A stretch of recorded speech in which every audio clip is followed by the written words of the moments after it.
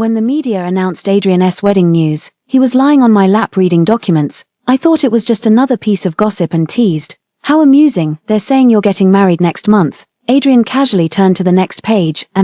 You can play the piano to congratulate me when the time comes. I was stunned and dazed. Adrian stroked my face, a hint of mockery in his eyes. She finally agreed to marry me. Be good and don't cause any trouble.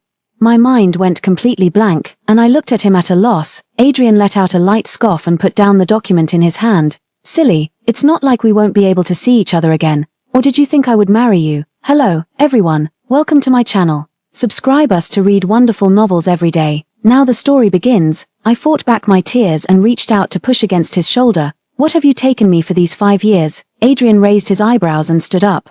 Lifting my chin, Secretary, you are the most capable secretary by my side. I asked again, unwilling to give up. Is that all I am to you? Just a secretary? Adrian frowned slightly, his fingers twirling my hair. Clara, do you know what I like most about you? You're obedient, sensible, rational, and clear-headed. The way you are now is really irritating me. My heart felt as if pierced by countless needles, a dense, overwhelming pain spreading throughout my body.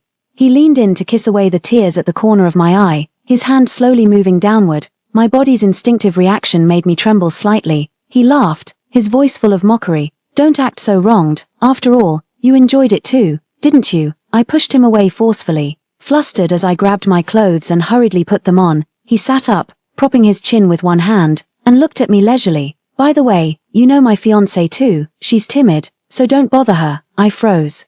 A sudden sense of foreboding washing over me. Who is it? The Chapman family's heiress, Delia. I felt as if struck by lightning. My mind instantly exploded, with a throbbing sensation at my temples mixed with intense pain. Why her? She. It was all a misunderstanding. Adrian pulled me to his side, knelt on one knee to help me put on my high heels. Delia has already explained it to me. If you treat her unkindly because of those past events, don't blame me for being ruthless. He gripped my ankle tightly, looked up at me, his eyes filled with blatant threat. I was in so much pain I could barely sit still, forcing out a faint voice. Understood. The winter in the north is truly freezing. I stood by the Cross River Bridge, my face stinging from the biting wind. I once thought that Adrian and I would get married, have children, and live out our lives peacefully and happily, just like any loving couple. After all, no other man could ever treat me as well as he did. He would clumsily cook my favorite dishes himself, and even though he hated the smell of stinky rice noodles, he still took me to City L. He even experienced the pain of childbirth, crying and saying we shouldn't have children in the future. I thought he loved me to the bone, but it turns out he never intended to marry me, let alone have children with him. The north wind howled past, and the water under the bridge rushed swiftly. I tiptoed forward, only to be suddenly grabbed and held tightly. The woman looked anxious, gripping my hand firmly. Oh dear, I've been watching you for a while. How could you be so desperate? If anything happens to you, your parents would be heartbroken. There's still a long road ahead in life. Nothing is insurmountable. She put all her gloves, scarf, and hat on me. Finally, she pulled out a baked sweet potato from her coat. I held back my tears for so long, and at this moment, they completely burst out, crying uncontrollably. I didn't want to end my life. I just wanted to sober myself up a bit, facing Adrian's harsh reality of not loving me, but faced with this unfamiliar concern, I suddenly felt so wronged and so unwilling. Adrian called just as I had returned home. Tomorrow I'm going to formally introduce Delia to everyone. You should come too. I tightened my grip on the phone. I don't want to go. Adrian snorted lightly. Clara, this is a notice, not a request. Delia wants you to be there. I said I don't want to go. My voice was terribly hoarse. The cold wind outside seemed to pierce right through to my bones, a chilling cold lingering all around me. Clara, Adrian lost his patience and said angrily, if I don't see you tomorrow, you'll never get your mother's medicine again. The call ended. I leaned against the wall and collapsed to the ground. Having been by Adrian's side for 5 years, I've met most of his friends, so now, when everyone sees me, there's a hint of mockery in their eyes. How dare she show her face? After being the mistress for so long, she really thinks she can fly up the branch and become a phoenix. She has no shame at all. Who here would stoop so low as to strip naked and climb into someone's bed? I lowered my gaze to the ground, pretending not to hear. Someone walked over and pressed my hand down, their sticky breath brushing against my ear. Ms. Clara, don't be sad, Mr. Adrian is tired of playing around. You can come to me, I won't mind. All around were lewd and disgusting laughter. I gritted my teeth, stood up, and stepped back to put some distance between us. Please show some self-respect. He gave me a malicious glance at my chest, still putting on that act of purity. Believe it or not, I could have my way with you right now. My body tensed up instantly, and my palms grew damp with fear. Countless times I looked toward the door, my heart filled with an unexpected longing for Adrian's arrival. I know all too well how vile these people are. At this moment, only Adrian can help me. Faced with his relentless advance, I slowly retreated to the corner. Clara, just give in to Mr. Colin. Someone like you, a second-hand item, should be grateful anyone wants you at all. They looked at me with greedy, disdainful, excited eyes, nailing me firmly to the pillar of shame. With no way to retreat, I had no choice but to quickly step around him. But someone stuck out a leg and tripped me to the ground. My arm knocked over a nearby bottle of red wine, which fell and shattered into pieces. My hands pressed down on the glass shards, and my white dress was stained as if dyed with blood. The crowd burst into laughter. I struggled to move, trying to stand up, but a sharp pain shot through my ankle. Colin bent down and took my hand. Clara, would you like me to? The door suddenly swung open, and Adrian arrived late with Delia. He saw me lying on the floor and frowned slightly. What's going on here? Clara tripped and spilled the red wine while walking, and Mr. Colin was just about to help her up. Someone chimed in to smooth things over. Adrian shifted his gaze to Colin's hand that was pulling me, his expression darkening slightly. Let go. Colin stood up guiltily, putting some distance between us. Adrian, don't misunderstand. Adrian walked over quickly, a hint of concern in his eyes. Adrian, let me help Clara up, Delia said softly, interrupting his motion to bend down. Adrian was taken aback for a moment, then turned around and said, okay. Delia reached out her hand to me. Looking at her smiling face, it felt as if I had returned to 10 years ago. The fear in my heart sent a cold sweat down my spine. Clara, do you not like being helped by me? Her expression was innocent, her voice tinged with a hint of grievance. I had not yet spoken, Adrian said coldly. Since she doesn't want to get up, let her lie there. She's such an embarrassment to me. Adrian, don't speak to a girl like that, Delia said softly, helping me to my feet. Are you okay? Although everyone knows Mr. Colin is a flower enthusiast. You didn't have to go to such lengths to get his attention by ruining yourself like this. Her face was full of kindness, but her eyes were filled with malicious calculation. The place where I was hurt was fiercely pinched by her. Unable to bear the pain, I pushed her away abruptly. Get away, don't touch me. Delia staggered a step, her body falling backward. I stared at her fixedly, desperately hoping in my heart that she would fall on that pile of broken glass. Unfortunately, Adrian caught her. He slapped me fiercely. Delia was kind enough to help you, yet you treat her like this, utterly ungrateful. My ears were ringing, and my feet felt as if they had stepped into empty air, falling endlessly downward. Adrian's mouth was opening and closing. There must have been many more harsh words, but unfortunately, I couldn't hear them. By the time I recovered, I only heard that last sentence. Clara, apologized to Delia. I looked at him in disbelief, wanting to defend myself, but not knowing how to say it. Perhaps even if I said it, Adrian wouldn't believe me. This is the last time I'm telling you, apologize, or you know what I'm capable of. His voice carried a hidden threat. I curled my lips in self-mockery and let out a bitter laugh. If I don't apologize, will you cut off my mother's medication? Is that it? He snorted coldly and said nothing more. How laughable. The one who once vowed not to let me suffer the slightest grievance is now forcing me to apologize to the person who bullied me back then. Just a week ago, he was sitting in front of my mom, peeling an apple for her, and confidently saying that she would surely live to be 100. Forget it, Adrian, Clara did nothing wrong, she just doesn't like me. Delia lowered her eyes, tugging at Adrian's sleeve. Don't you dare act all fake and caring here. I don't know where the courage came from. But I roared out the words. Delia seemed frightened by me, her eyes reddening as she shrank back, hiding behind Adrian. Don't be afraid, Adrian whispered to comfort her, then turned and viciously kicked my knee. What's your attitude? I was forced to kneel on the ground. Apologize. Clara, don't push me. Adrian's jaw was tight, a storm brewing in his eyes. My heart felt as if it had turned to ashes. My body no longer seemed to hurt as much. Only the special medicine developed by Adrian's company can cure my mother's illness. I can't give up my mother's life just for the sake of my dignity. I'm sorry, I was wrong. Please forgive me, Delia. I lowered my gaze, my voice broken and trembling. Late at night, I lay in bed staring blankly at the ceiling, while a heavy rain poured outside the window. I heard the sound of the smart door lock opening. Shortly after, the sound of the shower running came from the bathroom. I turned over and closed my eyes. The other side of the bed sank, and I was pulled into a damp, cold embrace. Does your face still hurt? He asked in a flat tone. We've already broken up, I said calmly, pushing him away. He chuckled softly, still angry. It's just an apology, isn't it? I tightly clutched my clothes. Stop it, I'm feeling really unwell, he said in a hoarse voice, burying his head in the crook of my neck. Why don't you go find Delia? After all, we're not married yet.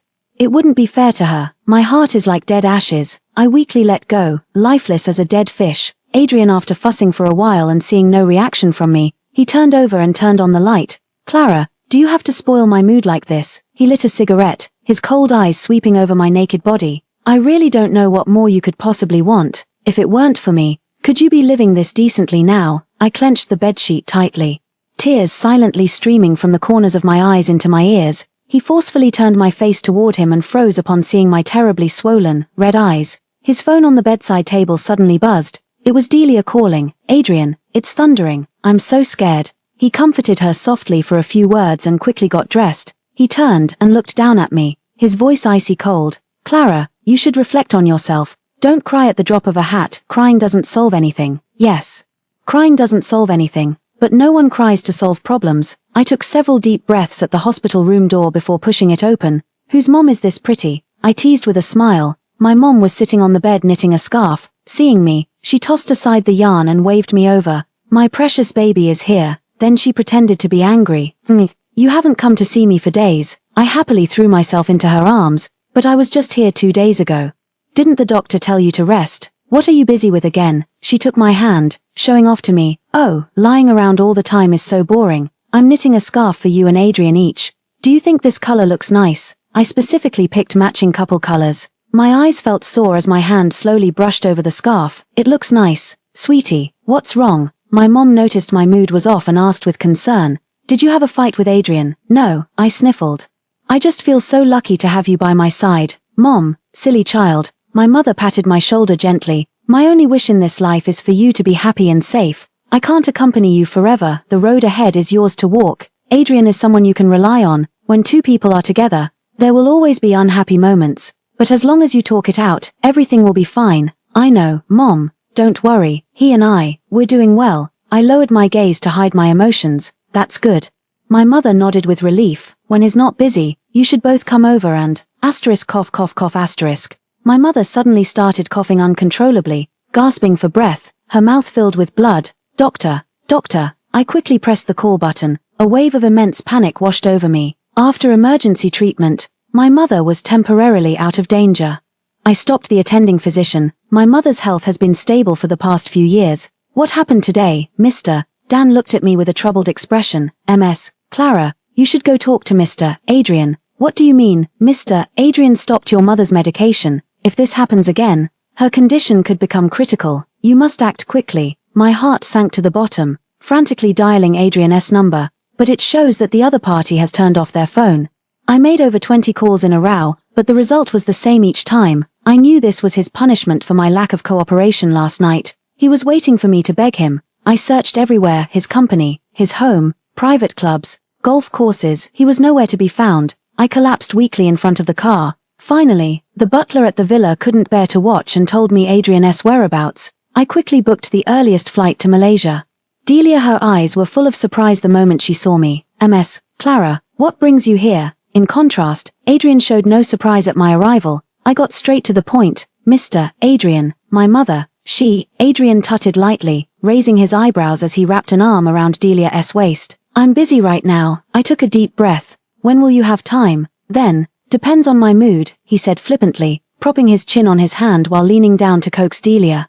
How about I take you to watch the sunset? I knew it. Adrian, you're the best. Delia blushed and shyly kissed him. I turned to leave, but Adrian called out to me. Stay right here. The night grew deeper, with a few stars blinking in and out of sight in the sky. Delia's coquettish laughter kept coming from the room. I looked down at the hibiscus flowers beside me. This year, they bloomed less than in previous years. In the 5 years I've been with Adrian, he has brought me here every winter. The same hotel, the same room, swimming pool, lounge chairs, swing, sofa. Every spot here has witnessed our past happiness. He really knows how to humiliate me in different ways. But it doesn't matter. As long as my mom can survive, I'll do anything. The door was pushed open from the inside. I lifted my eyes, then lowered them again. Clara, you really are as pathetic as ever. She walked up to me with a smile, the cigarette between her fingers glowing and fading. The fear that had long vanished from my heart crept back into my mind. In a daze, I was transported back to my high school days. It was the same kind of cigarette glow. They treated me as an ashtray without any restraint. They flicked ashes into my mouth and stubbed cigarette butts on my chest. I was forced into an abandoned art room. Delia said she wouldn't cause trouble at my mother's stall if I crawled like a dog, day after day, throughout all 3 years of high school.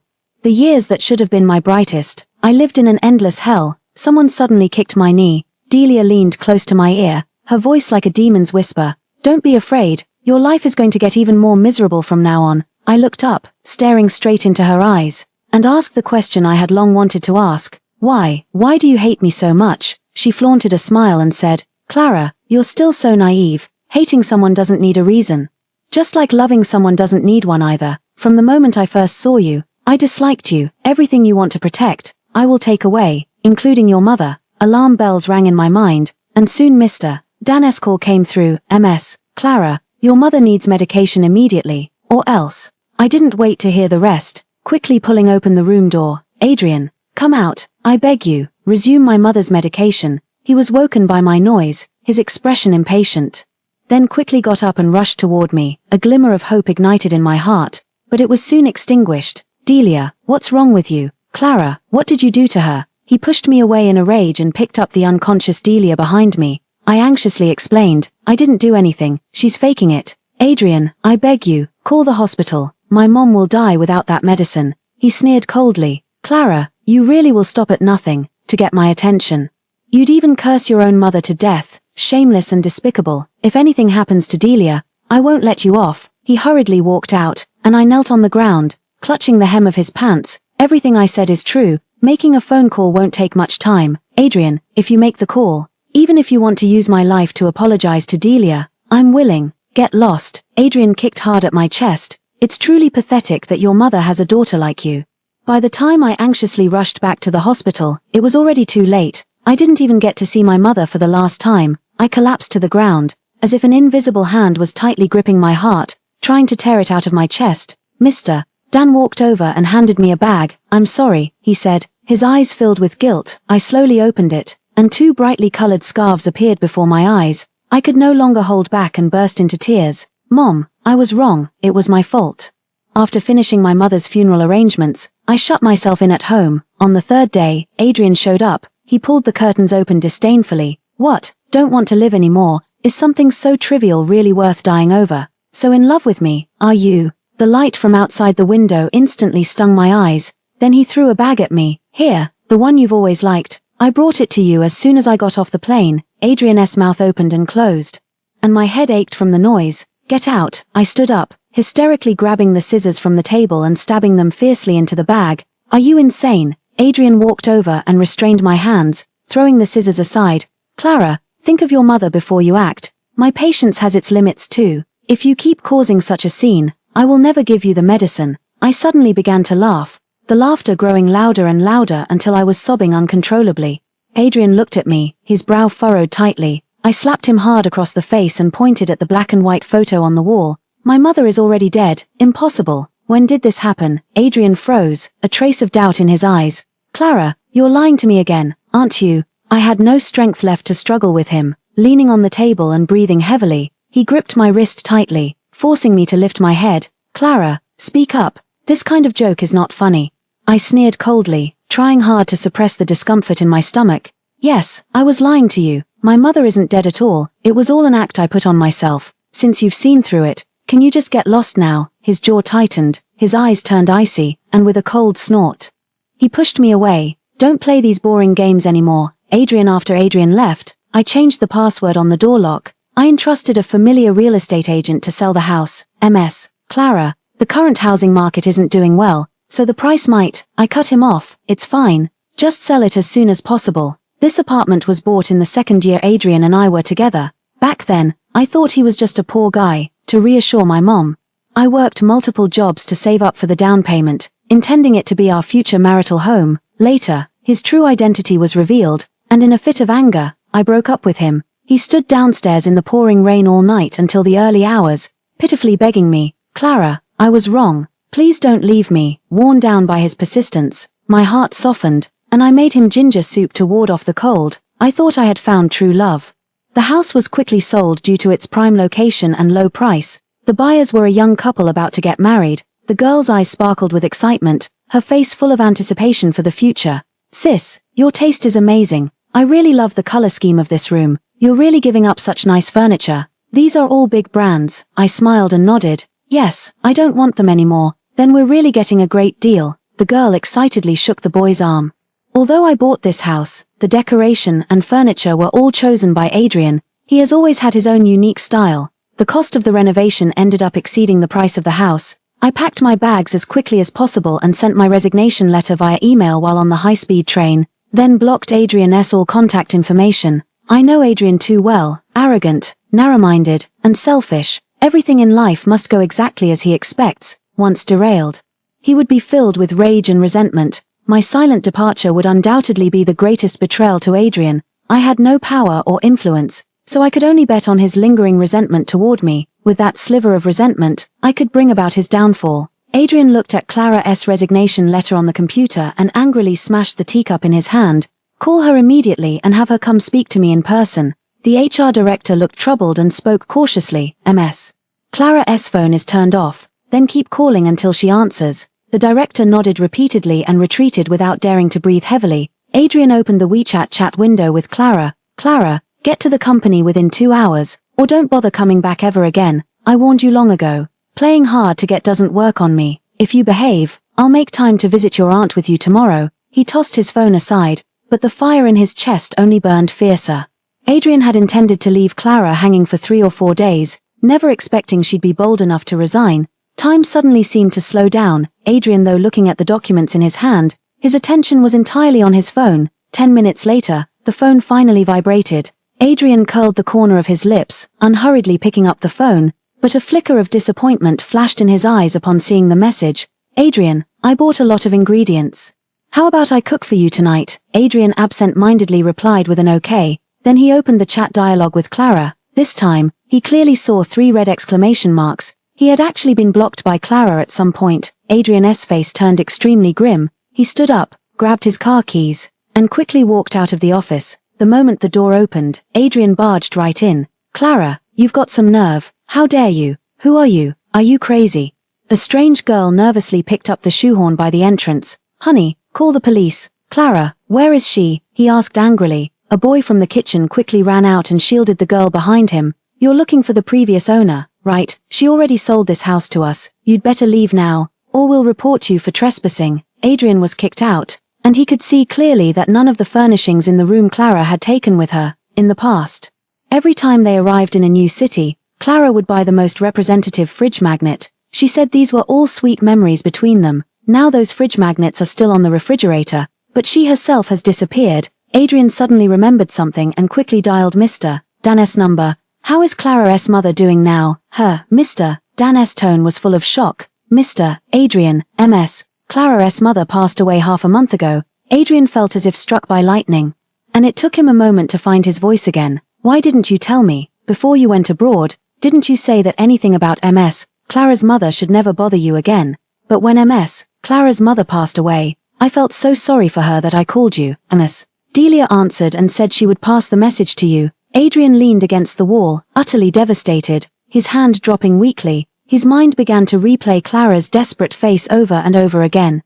His heart felt as if it were being sliced by a knife, piece by piece, nearly tearing him apart alive. Delia's call came through for the 3rd time before he snapped back to reality. "Adrian, I've almost finished cooking. Hurry back. Clara's mother passed away. Why didn't you tell me?" Adrian's voice was icy. "Oh, I forgot," Delia replied casually. "Is it that important? Isn't Clara just a secretary?" Adrian felt a lump in his throat.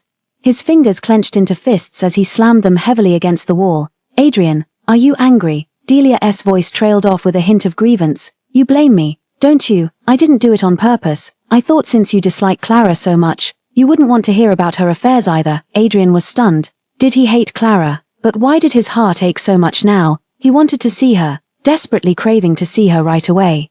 Adrian irritably hung up the phone and then dialed another number. "Find out immediately where Clara has gone." When I saw Adrian downstairs at the guest house, I wasn't surprised. With his power, finding someone's whereabouts was as easy as turning over his hand. It all depends on whether he wants to or not. Fortunately, I bet right, I continued to bury myself in planting flowers, the sound of footsteps drawing nearer until a pair of meticulously crafted leather shoes appeared before my eyes. Clara. Come back with me. His voice was hoarse and deep. Adrian, there's nothing left between us anymore. I held back my emotions and spoke calmly. He suddenly bent down and grabbed my wrist, his eyes reddening. I'm heartbroken about Auntie's death too. I really didn't know it would turn out this way. Clara, you should have told me earlier. I should have told you earlier. My eyes widened with fury as I let out a cold laugh. Adrian, have you gone senile? I flew to Malaysia and knelt on the ground begging you. I said my mom would die without that medicine. What did you say then? After my mom passed away, when I pointed at the black and white photo on the wall, what did you say then? Have you forgotten all this? Adrian, you killed my mom. I hate you. I could never forgive you in this lifetime. Adrian's eyes darkened. He hurriedly explained, Clara.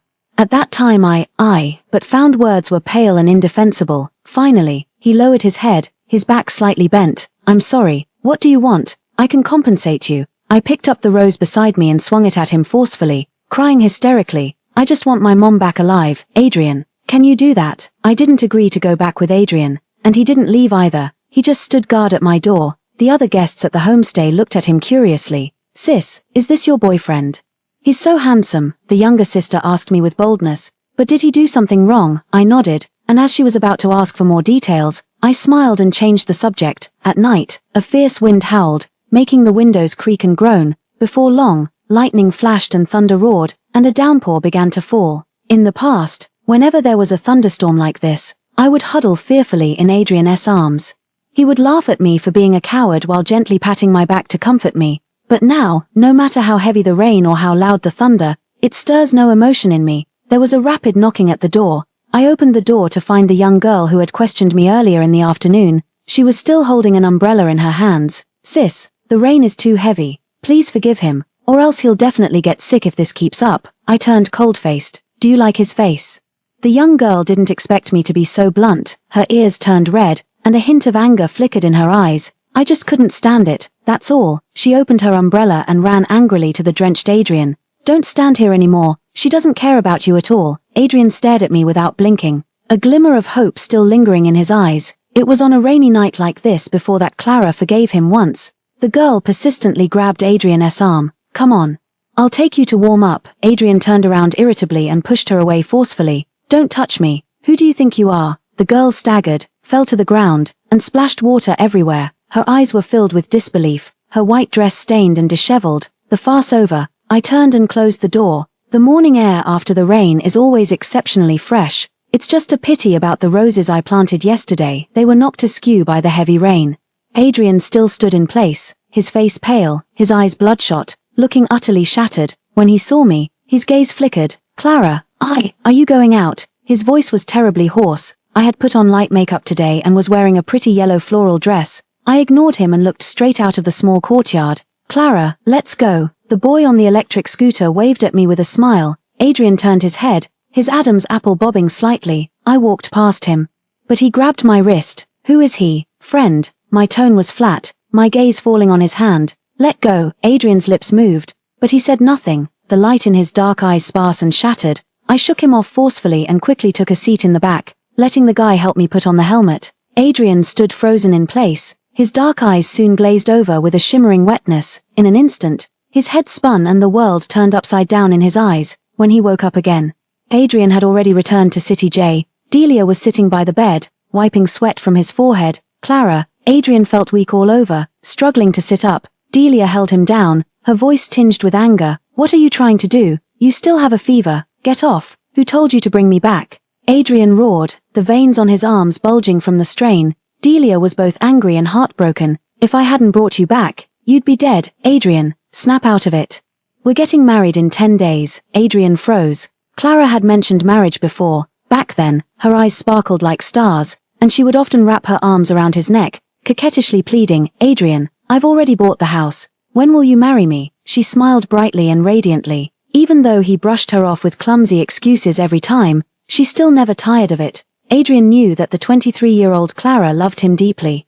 But the 27-year-old Clara looked at him with coldness and resentment in her eyes. Watching this, his heart felt as if it were being cut by a knife. Delia was beautiful, gentle, and came from a good family. She was well suited to be his wife. He had once liked her in his youth. This should have been the most correct choice. But now, he regretted it. After 5 days of quiet, I saw Adrian again in the small courtyard. He looked haggard, with deep dark circles under his eyes. Clara. I've already called off the engagement with Delia. Have you seen the news? I sat in the chair, absent-mindedly arranging the flowers. So, what does that have to do with me? Or did you think I would marry you? Adrian pursed his thin lips and slowly knelt on the ground. I know that no matter what I do now, it can't make up for the hurt I've caused you. But Clara, please believe me, I truly love you, and you're the only one I love. As for Delia, that was just the unwillingness of youth.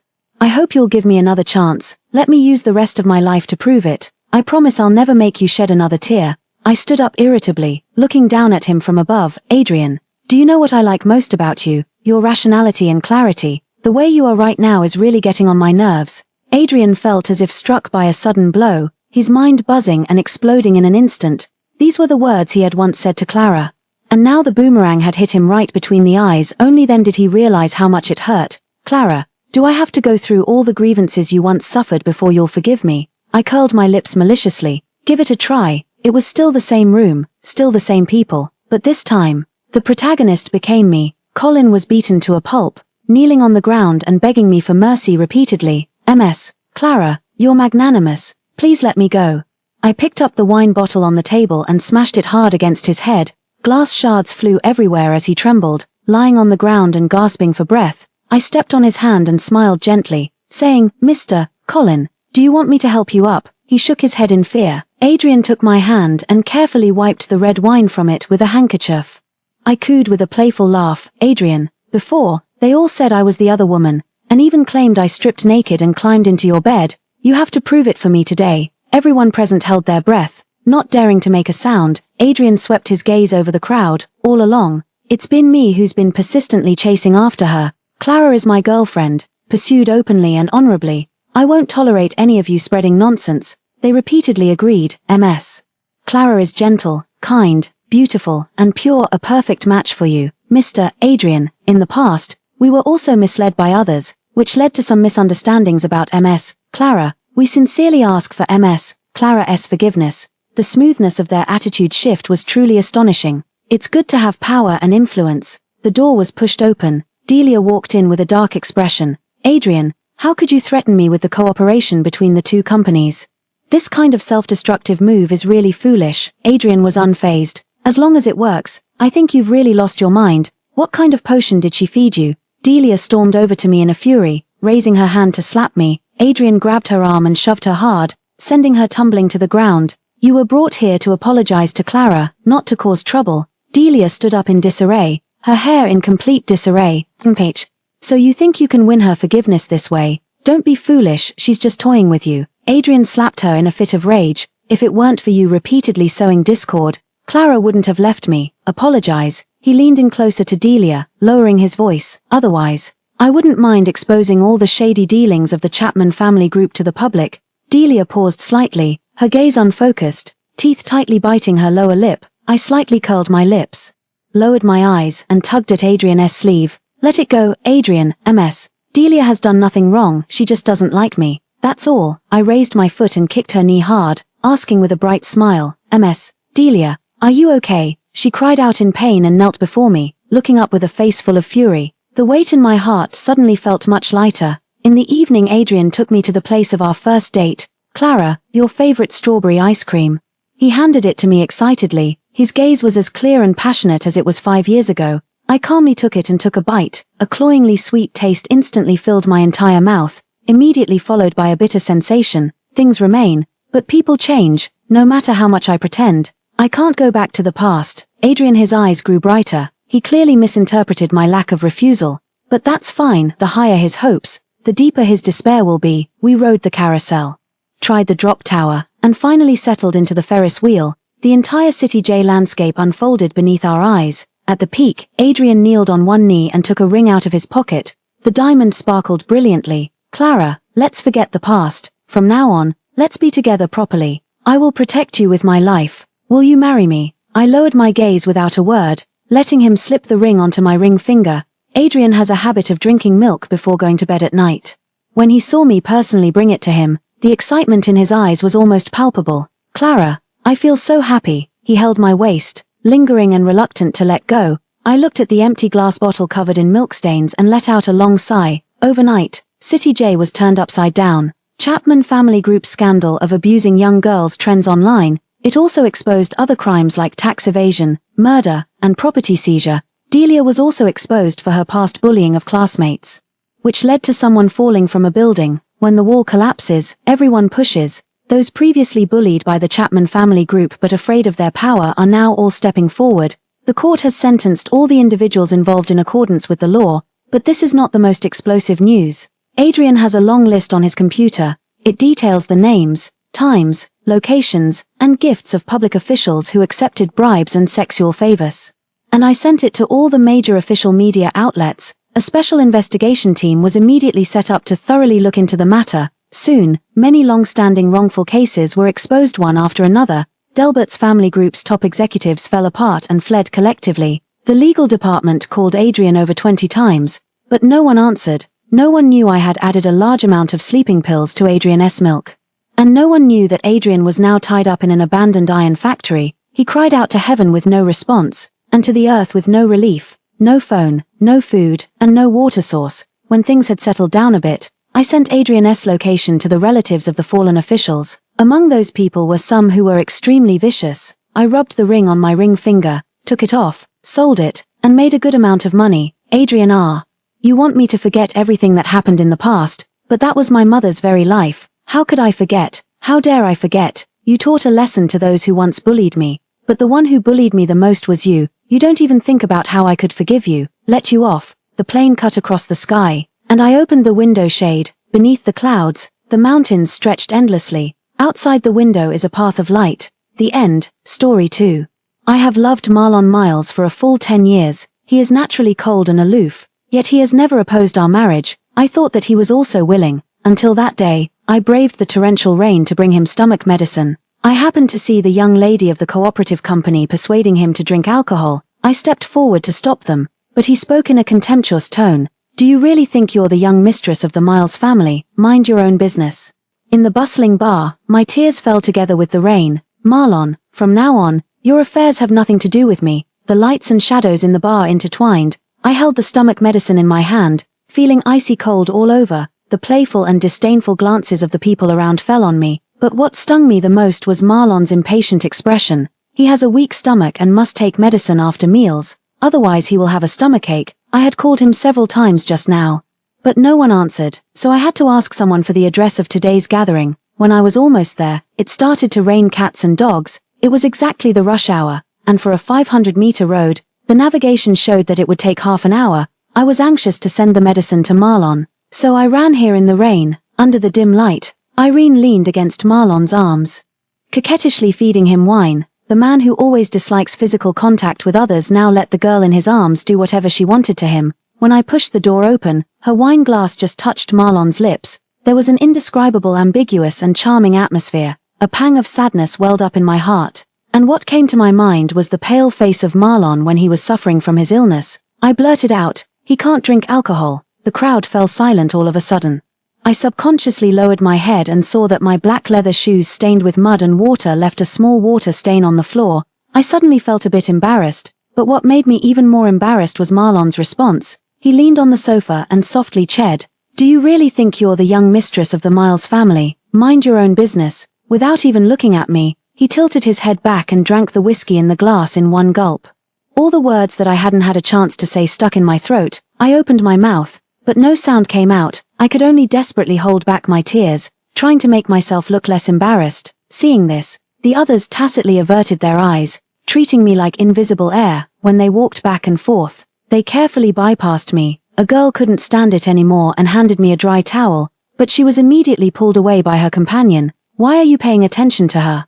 The rain on my hair kept falling. The past events played out one after another in front of my eyes. I suddenly understood that Marlon didn't oppose this marriage. It wasn't because he was willing, it was because he simply didn't care. He didn't care about the agreement between MS, Miles, and Grandma, nor did he care about me. To put it more bluntly, he disdained it. Because of his disdain, he remained silent when others said that I wasn't worthy of him. because of his disdain, in his eyes. My full of concern was nothing but meddling, embarrassment, grievance, and anger intertwined, but in the end, they turned into a strange kind of calmness. I dried my hair bit by bit and quietly placed the stomach medicine on the table. I took one last look at Marlon, then I left the bar without looking back. The lights in the Miles family mansion were still on. Miles and several of her friends were sitting in the living room drinking tea. I stood at the door changing my shoes. And the conversation in the room was clearly audible. Selena, you don't really plan to let Marlon marry that little nanny, do you? I have to say, you're just too superstitious. Children are prone to getting sick anyway. Look, Marlon is all grown up now, and his body is in great shape, isn't it? The speaker was Miles' best friend. Ever since Marlon and I got engaged, she had been finding fault with me everywhere. She had said such things not only behind my back but also right in front of me many times. Miles sighed. Rose is also having a tough time. She takes good care of Marlon. When Marlon gets married, I'll compensate her. Tears welled up in my eyes. I bit my lower lip tightly and suddenly remembered the way Miles had begged me not to leave with tears in her eyes. Marlon had been in poor health since he was a child. When he was 14, he had a life-threatening serious illness. In a hurry. Miles resorted to all kinds of methods and invited a very famous Taoist priest to take a look. After the examination, the Taoist priest took a fancy to me. He said that I had a rare lucky horoscope for my husband. As long as I got engaged to Marlon, his health would improve. Just like that, an orphan girl adopted by the Miles family's nanny, became Marlon's fiancée overnight. Marlon had always been cold towards me. When I greeted him, he would pretend not to see me.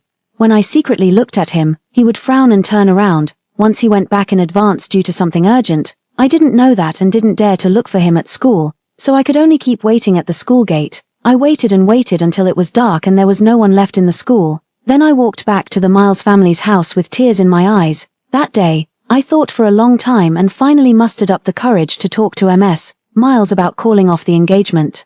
But Miles pleaded with me not to be angry with Marlon while crying. She also listed many things to prove that Marlon liked me too. I still remember a few of those words. Rose, Marlon is a child who doesn't know how to express his feelings. He doesn't say it, but in fact, he can't live without you in his heart. If he didn't like you, why would he go to school with you every day? Why doesn't he have any contact with other girls? Why doesn't he oppose this marriage? Just because of these words from Miles, I persisted year after year under Marlon's cold gaze.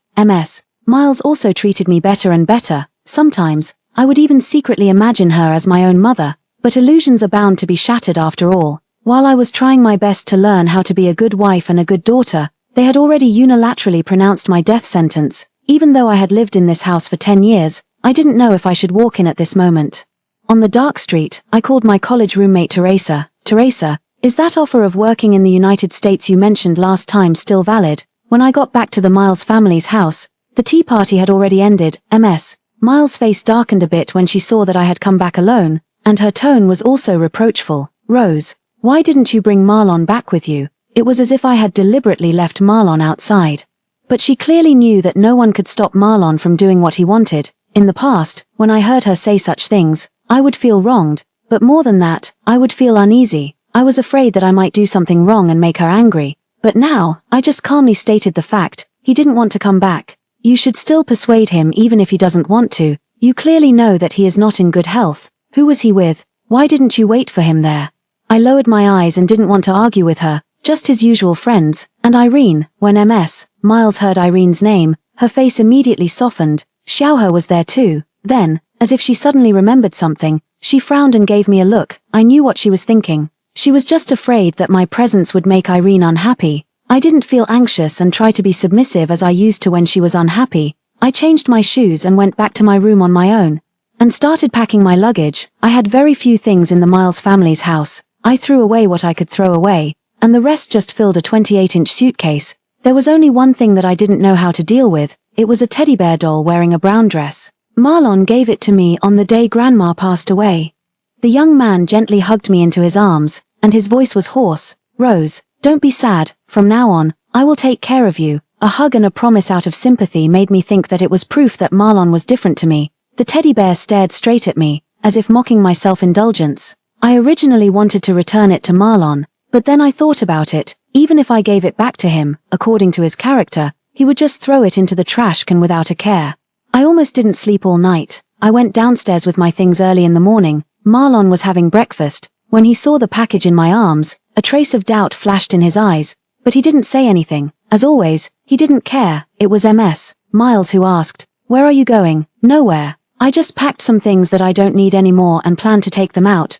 Before I could finish my sentence, Marlon's phone rang. He responded a few times, then got up and put on his clothes. "There's something urgent at the company. I'll go there first."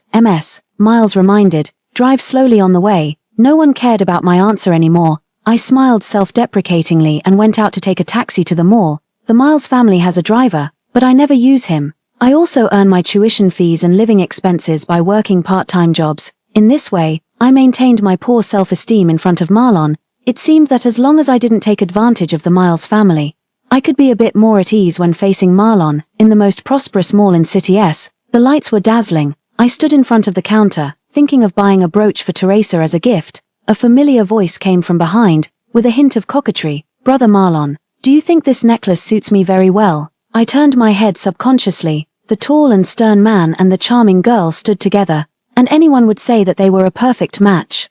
I just glanced at them and happened to meet Marlon's gaze. There was a trace of impatience in his eyes. "What are you doing here?" I knew that he was suspecting that I was following him. When he was in high school, he would go out to relax with a few friends every weekend.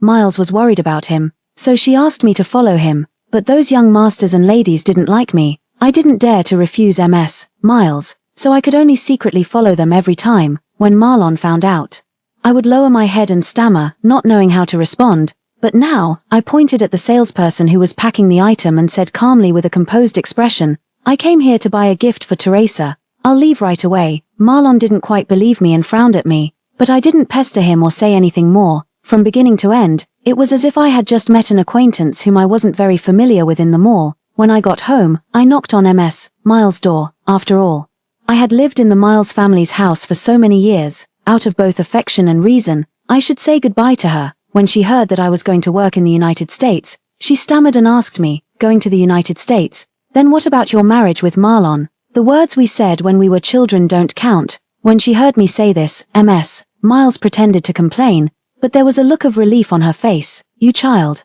How could you make such a big decision without discussing it with the family? But since you've decided, just do as you like. You're all grown up, and I, as an aunt, can't interfere in your relationship matters. When are you leaving?" Looking at Miles, a pang of sadness welled up in my heart. It wasn't for others, but for my past self. "Tomorrow morning." "So soon?" This time, Miles was really a bit shocked, because tomorrow was her birthday, and every year on her birthday, I would prepare a surprise for her and cook a table of dishes with my own hands.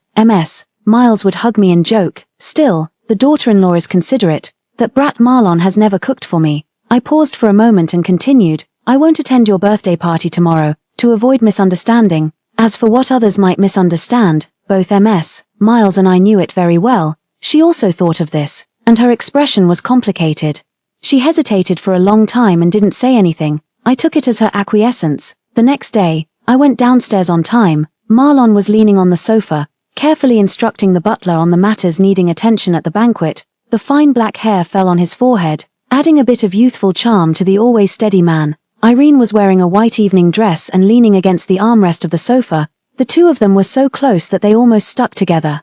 The suitcase was a bit heavy, and it made a clear sound when it bumped against the marble stairs. The people in the living room stopped what they were doing and looked towards me. "Sorry," I smiled politely and tried my best to lift the suitcase higher. Marlon took a few steps forward and pointed at my suitcase. "What are you doing?" His expression was still cold, as if he was asking about something insignificant. If it weren't for the noise that disturbed him just now and the fact that today was Miles' birthday, he probably wouldn't even bother to ask. I didn't want to talk to him more, so I gave a vague answer. "I have some work to deal with and I'll be out for a few days." Marlon took a step forward and his expression was indifferent.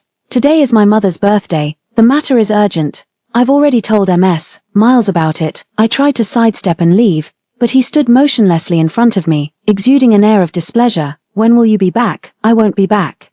The words were on the tip of my tongue, but I didn't know how to say them. It really wasn't appropriate to say such words on this occasion. It was Irene who smiled and spoke. "Don't you make longevity noodles for Aunt G every year? Marlon said something to you a few days ago. You're deliberately not attending Aunt G's birthday today. People who don't know might think that the Miles family has done something to you."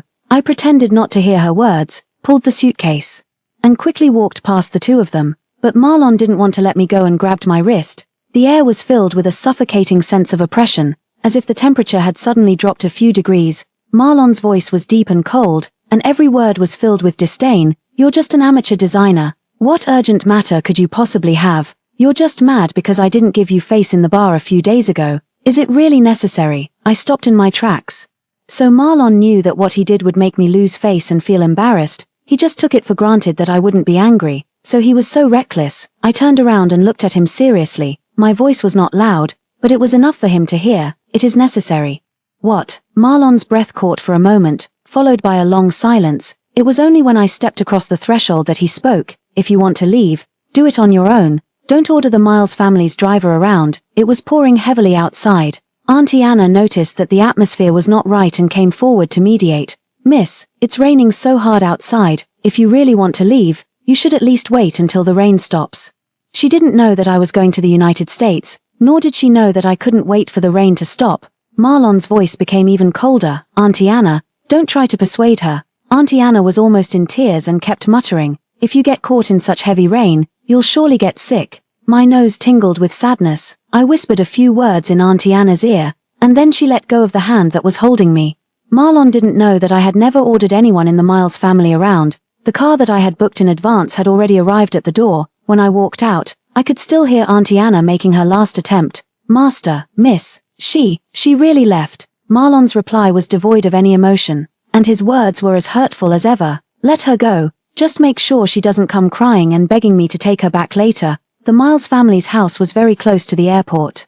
After checking in, I still had a few hours to spare. I found a restaurant and sat down, then started looking at the design drawings. Teresa had almost everything ready on her end. She was just waiting for me to go there and start designing the first batch of ready-to-wear clothes. I lowered my head and sketched on the tablet, and my mind began to fantasize about my life in California, a life that belonged only to me, where I didn't have to please anyone anymore and didn't have to be a personal nanny 24 hours a day. Suddenly, the light was blocked. I was just drawing the lace details of the cuff, and I looked up impatiently. Excuse me, please move aside. What came into view was Marlon's face filled with anger. He stood in front of me, his hands in the pockets of his trousers. His slightly wet hair was sticking to his forehead, making him look a bit dejected. Rose, have you had enough of this tantrum?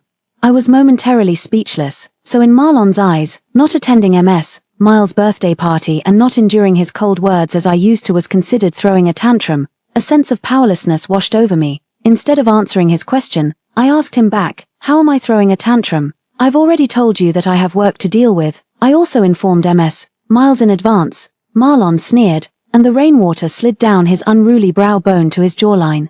My mother has been so good to you. Of course, she wouldn't go against your wishes. She's crying alone in your room now. I admit I was wrong about what happened in the bar the other day. I'm apologizing to you. Okay, my brush stopped. I keenly caught the key words in Marlon's words. Miles was crying. Then did she know that you came to ask me to go back? No, if she knew, she definitely wouldn't want to force you. As if to confirm Marlon's words, Irene's call came in. Brother Marlon. Auntie said that if Sister Rose doesn't want to come back, it's okay. Don't make things difficult for her. From the other end of the phone, there were voices of discussion. Selena, you're just too kind. The Miles family has provided for her with good food and accommodation. And how does she repay us? She leaves without even saying a word. I think she's just being pretentious, thinking that the Miles family can't do without her. I bet that Taoist priest back then was probably hired by her grandmother to deceive people. Yeah, there's no such supernatural thing in the world. Maybe that old nanny was the one who caused young Master G's poor health back then. My heart felt as if it had fallen into an ice cellar. I stood there, stunned, my body trembling. I was waiting for Miles' response. After a few minutes, when the discussion had even extended to whether I would secretly climb into someone's bed at night. Miles finally spoke. She said, no matter what Rose has done, she will always be my daughter in my heart. She didn't defend me, nor did she stop others from making malicious speculations. Instead, with such a sentence, she confirmed those absurd rumors. Each word pierced my heart deeply. The last trace of hope in my heart finally vanished completely at that moment. I looked up and stared at Marlon. I'll go back with you. In the black Bentley, Marlon still had an indifferent expression. Seeing that I was silent and looking out the window, he consoled me in a condescending way. If you go back and admit your mistake now, Mom will forgive you. The Miles family knows what kind of people you and your grandmother are. You don't need to take to heart what others say. A sense of powerlessness overwhelmed me. He was always like this. When I was on the verge of collapse and going crazy, he would calmly say, "Don't take it to heart." It was as if I was being unreasonable. But it wasn't him, Marlon, who was being slandered, so of course he didn't need to care. The car stopped steadily at the entrance of the Miles family's house. I didn't wait for Marlon and strode towards my room. Miles was still sitting on my bed crying, surrounded by a group of noble ladies trying to comfort her. Bang! The door hit the wall. When Miles saw it was me, a flash of panic crossed her eyes. "Rose, why are you back?" I threw my bag on the ground, and a dull pain surged in my heart. "I'm back, aren't you happy?" Her best friend immediately stepped forward. "Rose, what kind of attitude is this? Is this how you talk to your elders?" "Elders?" I laughed bitterly. "I'm an orphan. I only had a grandmother, and she passed away a few years ago. Which elder are you talking about, Mary was stunned on the spot, her face turning red with anger. She never expected that the Rose who used to just lower her head and apologize with a smile when scolded would talk to her like this. But there were always people willing to act as lackeys for the Miles family. A younger lady in the crowd spoke up. "Miss Rose, which of your food, clothing, and daily expenses wasn't provided by the Miles family? You're just the granddaughter of a nanny. Without the Miles family, where would you get the money to study design? Everything you have today is given to you by the Miles family. You could even say that Miles is like your reborn parents." Others chimed in as well. Marlon arrived at this moment, seeing the tense situation between me and Miles. His eyes were as cold as ice. "Rose, what do you mean by this?" I retracted my gaze. Even though I had already let go, my heart still ached uncontrollably. These were the people I had once considered my family. "It's nothing. It's just that everyone seems to have some misunderstandings about me. And I want to clarify them." Marlon still frowned at me. "Rose, is there anything wrong with what they said? What exactly do you want to clarify?" I didn't look at him anymore and calmly said, "First, my tuition fees and living expenses have nothing to do with the Miles family." Someone laughed out loud. "It has nothing to do with the Miles family. Could it be that she earned the money herself?" Miles also looked at me with a pained expression. "Rose, I know you care about your face. But since you had a marriage contract with Marlon before, no one would say anything if you used his money to pay your tuition fees." Her face was calm, but there was a hint of dissatisfaction in her eyes when she looked at me. As for what she was dissatisfied with, of course, it was my lack of sense in coming back to the Miles family and causing a scene at the banquet in front of so many people. I smiled at Marlon. "Mr. G. Your mother said it's okay for me to use your money to pay my tuition fees. What do you think?" "Of course it's okay," Marlon replied instinctively. But halfway through, he suddenly looked up. "Mom, weren't you the one in charge of Rose's school expenses?" So that's how it was. Both mother and son thought that I had taken advantage of the other. No wonder they had been bossing me around. The other guests couldn't sit still either and exchanged glances with each other. All the people present were seasoned business people. Seeing the reaction of the Miles family's mother and son, they understood what was going on. Only Mary, Miles' best friend, was still pressing the attack. "Tuition fees and living expenses are just small matters. You've lived in the Miles family's house for so many years. Which aspect of your food, clothing, housing, and transportation wasn't taken care of by Selena?" I ignored her aggressiveness and continued. "Second, if we really want to calculate, it should be the Miles family that owes me. I lived in my own home before I turned 18. After my grandmother passed away when I was 18, I moved into the Miles family's house. Mary seemed to have found something to hold against me. That's been 5 or 6 years. You lived in a villa in the most expensive area of City S, and you ate ingredients that were airlifted from all over the world every day, leaving aside how much you've seen and experienced. Just the accommodation and food expenses alone are enough for you to pay back, and you still have the nerve to say that the Miles family owes you." Someone chimed in. "Yeah, there were dormitories in the university, but she still commuted between the school and the Miles family's house every day. It's just that she disliked the dormitory conditions." When Miles heard this, her expression softened a bit, and Marlon stared at my face, not knowing what he was thinking. I looked at the person who spoke and smiled slightly. My grandmother was Marlon's nanny, but after she passed away, the Miles family didn't hire a new nanny. Guess who did all the work she used to do? Surely they wouldn't ask a live-in nanny to pay rent as well. The room fell silent. Some people also remembered my past in the Miles family. "Yeah, the little girl has been quite hardworking. I heard that the one in the Miles family has poor health and is picky about food. So she gets up at 5 every day to cook porridge." My son also told me that Marlon didn't care about any miscellaneous matters at school, and it was all Rose who was busy taking care of things. Didn't Lynn Selena say that she regarded her as her daughter? Is this how she treats her own daughter? MS. Miles' face, which had just softened, darkened again. I flicked my hair and was about to continue. Third, enough. Marlon, who had been silent from the beginning to the end, suddenly spoke up and broke the silence. Rose, come with me. We need to have a good talk. I sat on the chair, and a sharp pain stabbed at my heart. What was there to talk about? I had known Marlon for 14 years, and I had countless times wanted to have a good talk with him. But he had only left me with one cold back after another. Now he wanted to talk. Unfortunately, there was no chance anymore. I went on talking to myself. Third, those who speculate that my grandmother deliberately deceived us into the marriage can stop. I already told Miles yesterday. The marriage between me and Marlon is off. Miles, isn't that right? Miles' face turned pale. Her usually dignified and noble face now showed a bit of embarrassment. The room was filled with silence, and the guests left in twos and threes under Mary's signal. Only the three of us were left in the room. Marlon's face was pale, and his voice trembled slightly. Rose, what you just said, it's all out of anger, right? I didn't answer. I glanced at him and turned towards the door. The driver was already waiting outside. I walked quickly and left Marlon's shouts far behind. Driver, let's go. Rose, don't leave. The moment I closed the door, a hand with distinct knuckles squeezed in. A low groan came from outside the car. Are you crazy? I instinctively let go of my hand. Marlon's palm was bruised and purple in the middle. But he seemed not to feel the pain and still pressed firmly against the car door. Seeing that I was staring at his hand, Marlon forced a bitter smile, and there was a pathological persistence in his eyes. Rose, have you calmed down a bit now? What answered him was the loud bang of the car door closing. In the rearview mirror, Marlon's smile froze on his face, and his figure became smaller and smaller. He didn't chase after me. He just stood there, like a statue being washed by the rain.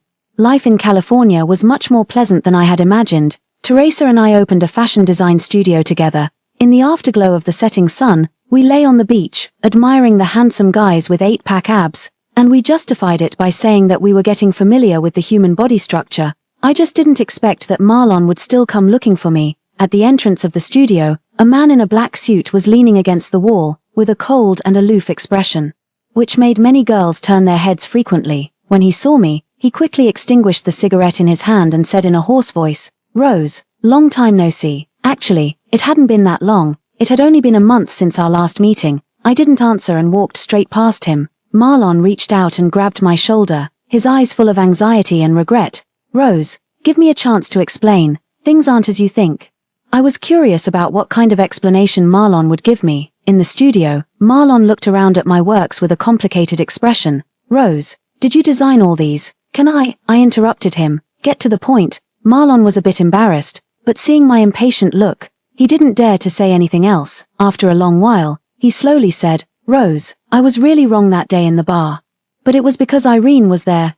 My father's car accident back then was very strange. There were rumors that the Sue family was behind it, but because there was no evidence, it was finally treated as a traffic accident. I got close to Irene just to see if I could find something from her. Marlon babbled on a lot, from the first time he met Irene, to how he got the evidence to bring down the Sue family, and then to how he didn't tell me the truth to protect me. But gradually, his voice got softer and softer, because he noticed that there was not the slightest change in my expression. Rose, what's wrong with you? I had a calm expression, but the words I said were like a thunderclap in Marlon's ear. I already know all the things you've said. I'm not a fool. Having lived in the Miles family for so many years, I even know some things better than Marlon himself. I know the knot that Marlon has been obsessed with for years.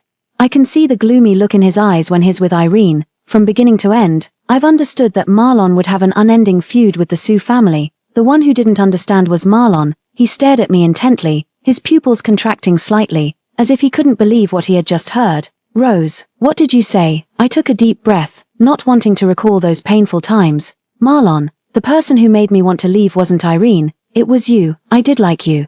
But all you gave me was day after day of indifference. I also thought that since you didn't reject me, it meant that my love might touch your heart someday. But on that day in the bar, you made me realize a fact. Even if we really got married, I wouldn't be happy. Because the biggest problem between us isn't that you don't love me, but you simply don't respect me. That's not true. Marlon's face turned pale, and he retorted feebly, Rose, it's not like that. It's not like that. I just don't know how to love someone. Is it that you don't know how to love someone, or that you don't know how to love someone of a low status, someone whose love you feel ashamed of? Over the years, I had lived in fear and unease because of Marlon's indifference, but every time I wanted to give up, I would waver at the slightest bit of love he showed and fall into deeper self-doubt. It was not until that day, when I stood in the bar and tasted the saltiness of my tears, that I suddenly realized, he really loved me. He was angry that he actually loved someone like me in public. Teresa and I continued our routine of working during the day and going to the beach to study at dusk. Marlon settled down nearby and waited at the entrance of the studio every day. He didn't dare to come in and would just follow us from a distance when Teresa and I went out. Sometimes, when he saw that we were chatting happily, he would tentatively insert a few dry words. When he saw my suddenly cold expression, he would retreat to the side in silence. On the beach, the tide came in waves, the lights of the Santa Monica Pier in the distance twinkled. Teresa raised her eyebrows and gestured. "Rose, look at him, he looks so pitiful." I followed her gaze. Marlon was sitting alone on the steps, and his back looked especially thin in the twilight. Noticing my gaze, he forced a flattering smile. He did look pitiful. But compared to the cold treatment and disdain I had received over the years, what did it matter? Suddenly, his smile froze, and his pupils contracted sharply. Bang! A sharp gunshot shattered the tranquility. The crowd started to stir. "Rose," a familiar voice tore through the air. I turned around in a daze and saw Marlon running towards me with almost all his strength. He pressed heavily on me. A strong smell of blood wafted over, and warm liquid soaked through my shirt. "Marlon." I tried to get up to check his injury, but he held me down. "Don't move." His voice was very soft, but the strength in his hand was astonishing. "Rose, don't get up, it's still not safe." The pungent smell of disinfectant in the hospital filled the air. I looked at Marlon lying in the hospital bed with mixed feelings. "Have something to drink." Teresa handed me a cup of coffee and sat down on the chair beside me, looking a bit hesitant. "Rose, do you and Marlon want to have a good talk again?" I looked down at the tip of my shoe, and the scene on the beach came back to my mind. "Teresa, you know what? When Marlon pounced on me, I felt grateful, scared, and surprised." I took a deep breath, but the only thing I didn't feel was heartache. Before, not to mention getting shot. Even if he just scraped his hand while playing basketball, I would be extremely heartbroken. "Teresa, he and I really can't go back to the way we were." Before I could finish speaking, there was a soft sound in the ward. I instinctively looked towards the hospital bed. Marlon had woken up at some point and was looking straight at me. His eyes filled with tears. He opened his mouth, as if he wanted to say something, but only let out a sob. "Marlon." I opened my mouth, not knowing whether I should thank him first or tell him that it was impossible for us to be together anymore. Marlon raised his hand to stop me and forced a smile that was uglier than a cry. "Rose, promise me one thing. When you get married, don't send me an invitation." The ward was terrifyingly quiet, with only the ticking of the medical equipment echoing. Marlon turned his head to look out the window. After a long while, his hoarse voice sounded again. "Rose, we're even now. The people from the Miles family will be here soon. You should go." I looked at his pale face and was taken aback for a moment. "Your injury, anyway. You saved me. Just go." Marlon interrupted me, his voice trembling slightly. "Leave me alone for a while." I took one last look at him, opened the door, and walked forward with big strides, not looking back. The end.